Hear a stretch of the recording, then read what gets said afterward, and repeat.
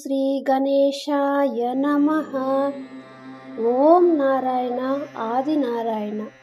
భగవాన్ శ్రీ శ్రీ శ్రీ వెంకయ్య స్వామి వారికి నా హృదయపూర్వక నమస్కారములు. శ్రీవారి పాదరేణువు మాకాని వెంకట్రావు గారికి జయము జయము. భగవద్భక్తులందరికీ నా నమస్కారములు. పారాయణ గ్రంథం గురుదేవులు భగవాన్ శ్రీ శ్రీ శ్రీ వెంకయ్య స్వామి వారి గీతామృతము. రచన సేకరణ శ్రీవారి పాదరేణువు మాకాని వెంకట్రావు గారు. గాత్రం నందిమండలం కుసుమ. సమర్పణ మండవ రవికాంత్.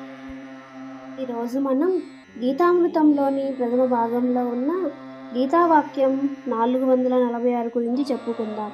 గీతావాక్యం 446. ఆరిపోయినది ఆరిపోయినది ఆరిపోయినది. లేదు, వాళ్ళు వచ్చి అందులో చేరి అందరూ మందరము 4 రూపాయలు తీసుకొని పోగా ఉన్నది అనుకున్నావా? శ్రీ స్వామివారు ఉపదేశించిన మంత్రం ఏంటంటే 4 రూపాయలు తీసుకొని పోగా ఉన్నది అనుకున్నావా? ఈ మంత్రమును జపించడం వలన విరాట్ స్వరూపము కనిపిస్తుంది, జ్ఞానము ఏర్పడుతుంది. ఇప్పుడు మనం ఈ గీతావాక్యం యొక్క అర్థం తెలుసుకుందాం. జ్ఞానజ్యోతి ఎప్పటికీ ఆరిపోదు. ఎప్పటికప్పుడు జ్ఞానమునకు మూలభూతులకు బ్రహ్మ విష్ణు మహేశ్వరులు అవతారములను ధరించి మానవుల మనస్సులలో చేరి వారికి కల్పవృక్షం వలె సమస్తమును ప్రసాదిస్తూ ఉంటారు. మనిషి జీవితకాలంలో ఉండే 4 దశలను 4 రూపాయలుగా అన్నారు శ్రీ స్వామివారు. అవేంటంటే 1 శైశవము, 2 యవ్వనము, 3 వార్ధక్యము, 4 యోగము అనగా వానప్రస్థము.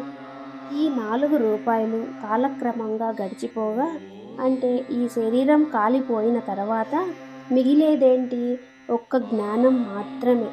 ఈ జ్ఞానానికి మరణం లేదు. ఇది శాశ్వతము, సత్యమైనది కూడా. ఈ జ్ఞానము గురించి ఒక్కసారైనా ఆలోచించావా? ఒక్కసారైనా ఆలోచించండి. తేజోమయమగు విరాట్ స్వరూపము మనకి కనిపిస్తుంది. ఇక్కడ ఉపదేశించిన మంత్రం మరొక్కసారి తెలుసుకుందాం. 4 రూపాయలు తీసుకొని పోగా ఉన్నది అనుకున్నావా? ఈ మంత్రంను జపించినా లేక శ్రీ స్వామివారి వాక్కును యథావిధిగా జపించినా విరాట్ స్వరూపము కనిపిస్తుంది, జ్ఞానము ఏర్పడుతుంది. ఓం నారాయణ ఆదినారాయణ. తరువాయి భాగంలో మనం గీతావాక్యములు 447 నుండి 452 వరకు చెప్పుకుందాం. ఈ భాగంలో ఉన్న మంత్రం పెట్టినాది బంధనము కాలము ఘనము పుట్టినాది. ఈ మంత్రం యొక్క వివరణ శ్రీ స్వామివారి మాటల్లో తెలుసుకుందాం. ఓం నారాయణ ఆదినారాయణ.